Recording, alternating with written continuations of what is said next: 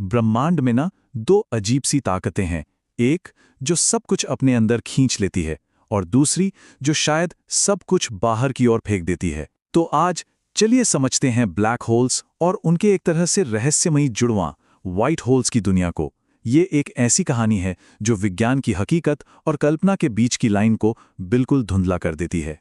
तो सवाल ये उठता है कि एक ब्लैक होल का ठीक उल्टा मतलब ऑपोजिट क्या होता है। इसका जवाब ढूंढने के लिए हमें साइंस की उन गहराइयों में उतरना पड़ेगा जहां हकीकत और कल्पना, सच और थ्योरी एक दूसरे में मिल जाते हैं और जहां जो मुमकिन है और जो नहीं उसके नियम भी बदलने से लगते हैं। अगर बिल्कुल आसान भाषा में समझें तो एक चीज़ है जो हर चीज़ को अपने अंदर खींच लेती है और दूसरी जो कम से कम थ्योरी में तो यही कहती है कि वो हर चीज़ को बाहर की ओर फेंकती है। एक शिकारी है तो दूसरा शायद एक झरना। यही इन दोनों के बीच का सबसे बड़ा, सबसे बुनियादी फर्क है। तो चलिए सबसे पहले उस चीज़ से शुरू करते हैं जिसके बारे में हम जानते हैं, जिसे साइंटिस्ट ने वाकई में देखा है, परखा है, यानी ब्लैक होल्स। ब्लैक होल को एक तरह का कॉस्मिक जाल समझ सकते हैं। एक ऐसा जाल जिसका गुरुत्वाकर्षण, जिसकी ग्रेविटी इतनी ज्यादा है कि लाइट भी अगर इसमें फंस जाए तो वो भी कभी बचकर निकल नहीं सकती। ये स्पेस और टाइम में एक ऐसा गहरा गड्ढा है जहां से वापसी का कोई रास्ता ही नहीं है। देखिए, हर ब्लैक होल के कुछ खास हिस्से होते हैं। एक होता है इवेंट होराइजन। इसे आप लक्ष्मण रेखा मान लीजिए, जिसे एक बार पार कर लिया तो वापसी नामुमकिन है।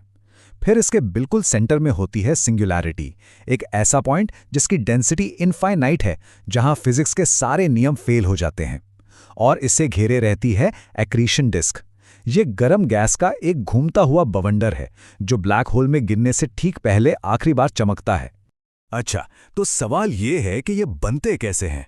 जरा सोचिए एक बहुत बड़े तारे के बारे में। जब वो अपनी पूरी जिंदगी चमकने के बाद अपना सारा फ्यूल खत्म कर देता है, तब वो अपने ही वजन के नीचे दबकर कोलैप्स हो जाता है। फिर होता है एक जबरदस्त धमाका जिसे सुपरनोवा कहते हैं, और जो कुछ पीछे बचता है वो होता है एक ब्लैक होल। ब्रह्मांड में एक नया दैत्य पैदा हो जाता है।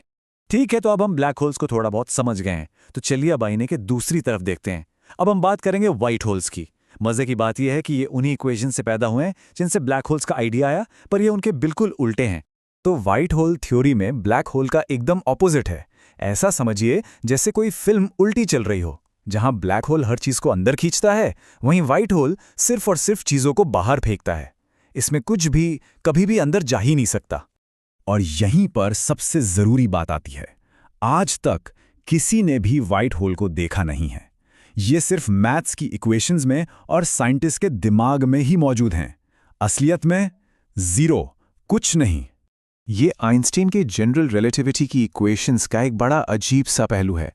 देखिए, मैथ्स ये कहती है कि अगर कोई चीज़ भविष्य में हमेशा के लिए फंस सकती है, जैसा एक ब्लैक होल में होता है, तो इसका उल्टा भी मुमकिन है, यानी कोई चीज़ अतीत से बाहर भी निकल सकती है, जैसा एक व्हाइट होल से हो सकता है।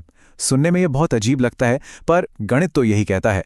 तो ठीक है, अब जब दोनों के बारे में थोड़ा थोड़ा जान लिया है, तो चलिए अब इन्हें आमने सामने रखकर देखते हैं कि आखिर ये एक दूसरे से कितने अलग हैं और इनमें से क्या असली है और क्या सिर्फ एक खूबसूरत थियरी।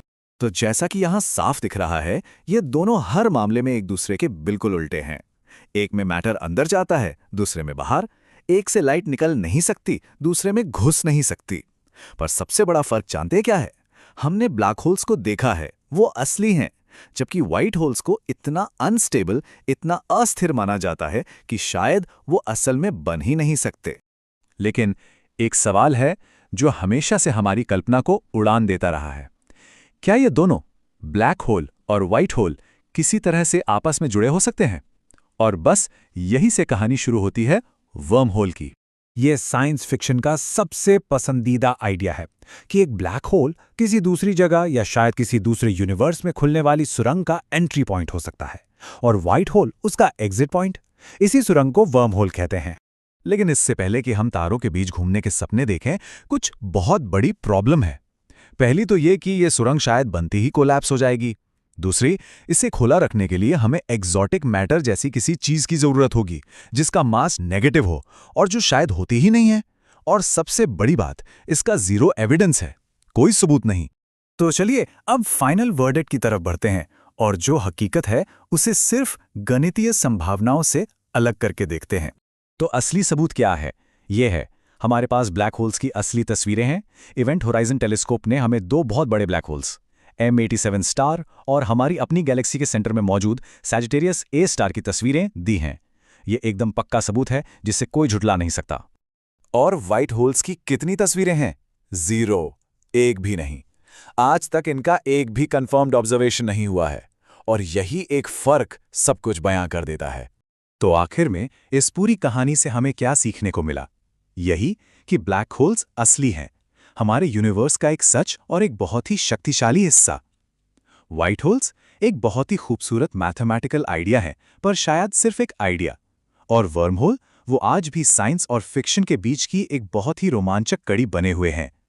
और अंत में ये एक सवाल छोड़ जाता है, अगर व्हाइट होल्स जैसे आइडियाज सिर्फ फिजिक्स की इक्वेशंस में ही छिपे हुए हैं, तो जरा सोचिए, ब्रह्मांड के और कितने ही अनकहे रहस्य उन पन्नों में अपनी खोज का इंतजार कर रहे होंगे।